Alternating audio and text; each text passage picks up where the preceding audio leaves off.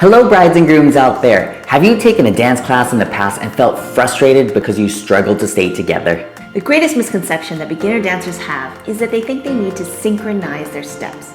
But in fact, this cannot be further from the truth. The secret that all experienced dancers, as well as our graduates from our natural wedding dance program know is that synchronization is not the secret to success. The secret to dancing together is in fact having the right connection. And the best part about this is that you don't even have to have a dance lesson to start building it.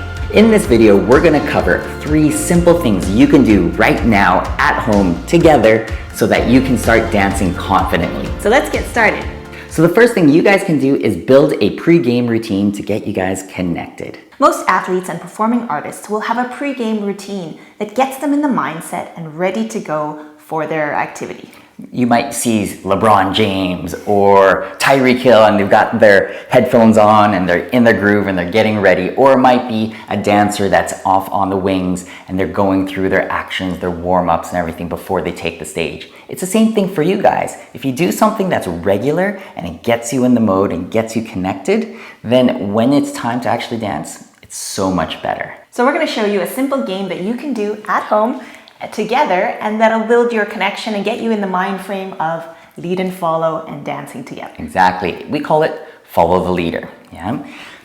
What we'd like you guys to do is have the leads, you're facing the follows, and we're about this far away. We're not going to be too specific about the distance. And just like the name suggests, leads, you are going to now move, and follows, you are going to follow. Which sometimes in other videos I have mentioned that follow you can also replace with the word respond. So I'm responding to whatever action Joel gives me. So here I go. I'm going to walk forwards and I'm going to walk backwards. And Clara has the task or the job to be able to try to respond to what I'm doing and where I'm going. And at the same time, leads, I'm not trying to deke her out. It's not offense versus defense. I'm still trying to communicate as clearly as possible where I want her to go. Give me a chance, Joel. Exactly.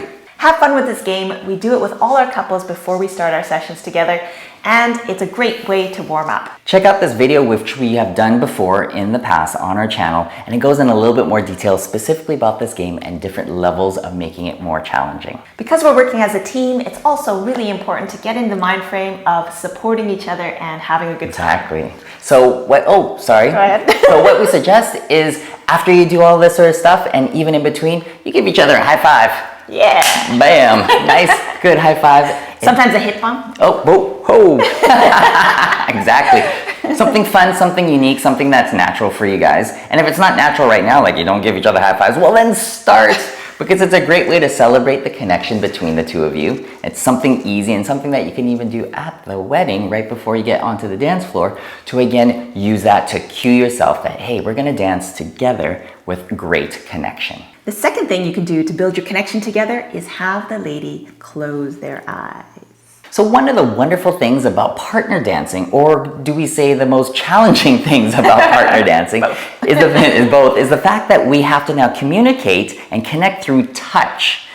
In today's world, we're so used to visually connecting, whether it's now looking at a screen like you are now, texting, working on the computer. Even when we're driving, we're watching the road and looking. But now we need to be able to develop a connection through touch. Yeah, and so like what Clara said in the intro is that we're going to have the follows with their eyes closed.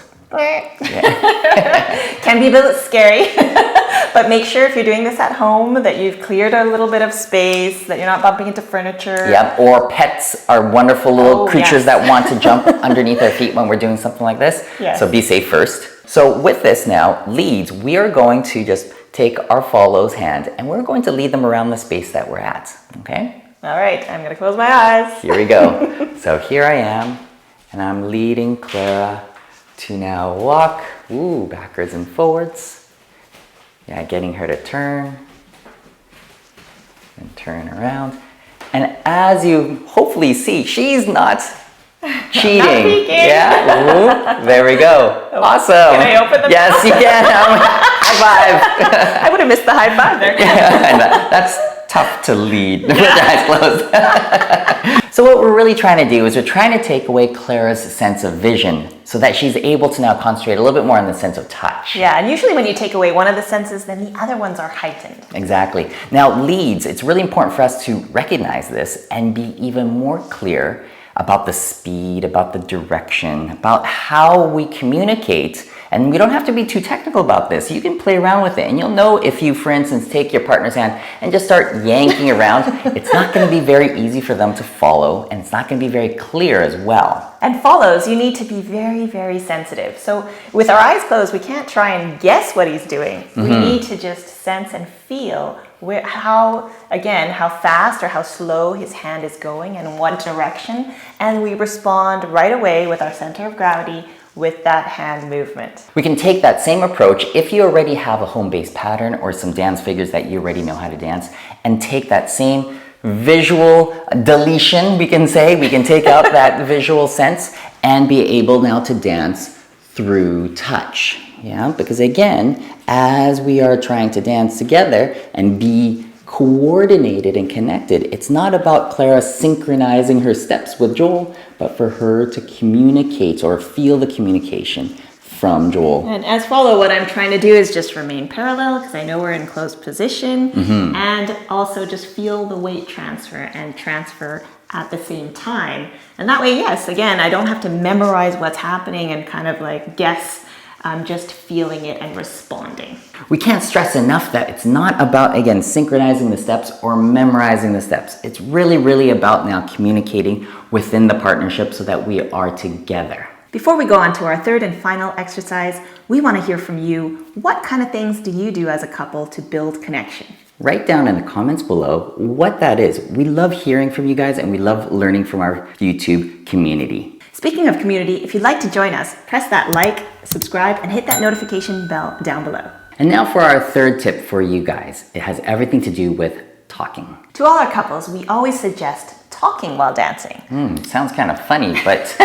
But it gives you a natural sense of connection when you're talking and interacting with each other. It does, really. A lot of times people think, again, it's memorization of steps, remembering choreography, synchronization of what we're doing with our feet. But that's going to give you a glazed look on your face. Exactly. And then you're always in your mind because you're trying to remember and recall what's happening from what your dance teacher had taught you. Yeah. Instead, take dance position. As you're dancing, you're saying, hey, okay, well, what are we going to have for dinner tonight, Clara? I don't know. I haven't thought about it. Yeah, I guess we're going to have to think about it now. Exactly. You can talk about what next Netflix movie we're going to watch tonight. Oh, yeah. Yeah. Talk about whatever you want. It could be even when you're practicing, talk about wedding plans. So you kind of multitask at the same time and kind of kill two birds with one stone. This keeps it light and fun, and then you're interacting, and it looks quite natural. Speaking of natural, this is even something that we suggest our wedding couples do during their wedding dance if they want to keep things really calm, really casual, very natural. Yeah. The last thing we want to do is have our dance couples be really stiff and really awkward and being concentrated. Thinking about their next steps. Well, what did Joel and Clara teach us what to do? Yeah, not at all. We want them to be able to have fun, be able to interact. Oh my gosh, I can't believe that so-and-so said that in their speech about us. Oh my gosh, yeah. And the fact that you are talking really makes things a lot more casual. It makes things a lot more normal. And then for the guests, they enjoy it too because you guys are casual, you're normal, you're not awkward or stressed. Speaking of awkward, if you're one of those couples also that just don't know where to look. Sometimes people have trouble keeping their gaze for so long on one spot. So having a conversation when you talk with someone, sometimes you're looking at them, sometimes you're not. And so then again, it makes it more natural and easy and not so awkward. So don't be afraid to talk, have a chat while you're dancing or even practicing your dancing at home, and things will be a lot better and a lot more together. Traditional dance classes out there give steps, and more steps. They give little or no instruction on connection, which is the most important thing. If you want to build a strong, dependable, and natural connection between the two of you, we strongly urge you to watch our free beginner wedding dance masterclass, where we're going to go over the tips and tricks plus the strategy that we use for our hundreds of couples around the world to have a natural wedding dance that they are happy and excited to dance. Look in the description below for the link to the masterclass, as well as many other free tips and goodies down there. After you've registered for our masterclass, make sure you come back to YouTube and watch some more of these tips videos for you guys. Thanks very much for watching. Remember to like, subscribe, and hit that notification bell button, and we'll see you in the next video. Bye!